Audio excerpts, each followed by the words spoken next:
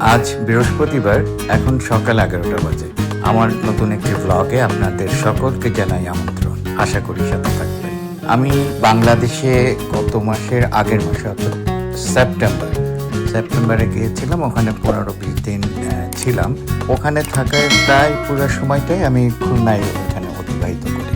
আমার ব্লগে যে বিষয়গুলো আপনাদের সাথে আজকে আমি শেয়ার করে দিব সেগুলো সম্বন্ধে একটু বলি। আমাদের স্কুল ঐতিহ্যবাহী school Khulna Saint Joseph's High School. আমি ওই স্কুলেরই একজন ছাত্র।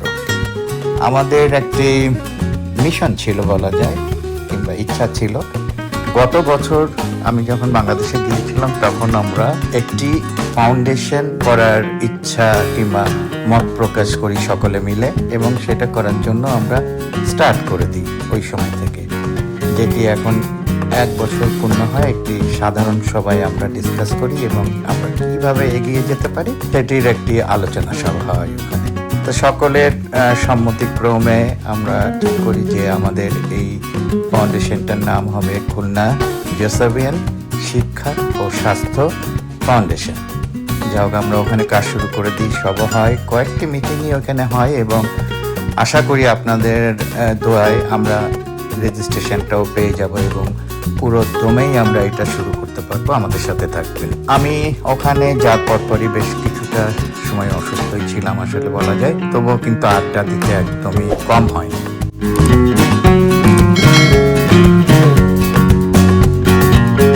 আমি একদিন গিয়েছিলাম গ্রামে। তখন ছিল শারদীয় পুজো, অর্থাৎ যে পুজোটা বাৎসরিক দুর্গা পূজা বলে অনেকেই। ওখানে গিয়েছিলাম। ওখানের মণ্ডপে যে ঢাকের যে বাজনা এবং ওখানে যে গ্রামের যে পরিবেশে পুজো হয় সেখানে কিছুটা সময় কাটিয়েছিলাম। আমি ওখানে যাওয়ার পরে এবার খুব একটা ঘোরাঘুরি করতে পারি নাই। একদিন মনে হয় রূপসার পাড়ে গিয়েছিলাম। ওখানে রাতে দেখলাম একটি সুন্দর খোলা আকাশের নিচে একটি রেস্টুরেন্ট করেছে, তো ওখানে বসে একটু কফি খেয়েছিলাম। এই পর্যন্ত এইবার ওই দিকের ঘোরাঘুরি। আর খুলনা শহরে যে কয়দিন আমি ঘুরেছি, ঘুরতে যে জিনিসগুলো দেখলাম সেটি হচ্ছে আমার বাসা থেকে বেরিয়েই রাস্তার একেবারেই বাম পাশে সাত তেহারি না বিরিয়ানি এই ধরনের কোনো একটা নামের রেস্টুরেন্ট আছে। তো ওই রেস্টুরেন্টের বৈশিষ্ট্য হচ্ছে ওরা বাঁশের মধ্যে বিরিয়ানি তৈরি করে। তো আমার খুব কিউরিয়াসিটি হয়েছিল, তা আমি ওখানে ঢুকে দেখলাম আর কি, এবং জিজ্ঞাসা করলাম কেমন বিক্রি হয় এবং বৈশিষ্ট্যটা কি। তো 2 ধরনের বিরিয়ানি তারা তৈরি করে, একটি হচ্ছে মাটন অর্থাৎ খাসি, আর একটি হচ্ছে মুরগি। তো পরবর্তীতে আমি একটি মুরগির বাঁশের মধ্যে বিরিয়ানি কিনে খেয়েছিলাম এবং ওটা কিন্তু অনেক ভালো হয়েছে। এটার অবস্থান খুলনায়, অবশ্যই খানজাহান আলী রোডের উপরেই, আর একেবারেই আমাদের বাড়ির পাশে, অর্থাৎ খানজাহান আলী রোডের উপরেই আমাদের বাড়ি, আর তার পাশেই হচ্ছে এই সাত তেহারি। আশা করি আপনারা একদিন ঘুরে আসবেন, ভালোই লাগবে।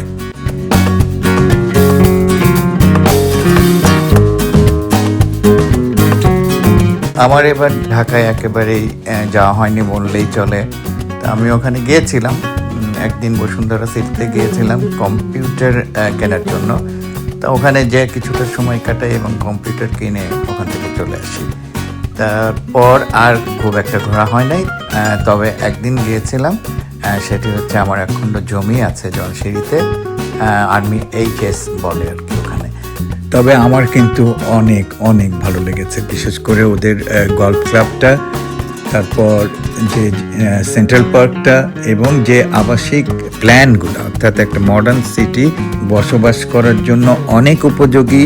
এবং আমার মনে হয় ওখানে অনেক অনেক সুন্দর একটা বসতি গড়ে উঠতে চলেছে, যার কিছুটা বর্ণনা আমার কোর্সমেটও আমাকে দিচ্ছিল যে এই বিষয়। তা মোটামুটিভাবে আমার এবার আর খুব বেশি সময় আমি পাইনি। আমি 16 তারিখেই আবার এখানে চলে আসি। 16 তারিখে এখানে আমার একটা ইন্টারভিউ ছিল নিউ ইয়র্কে।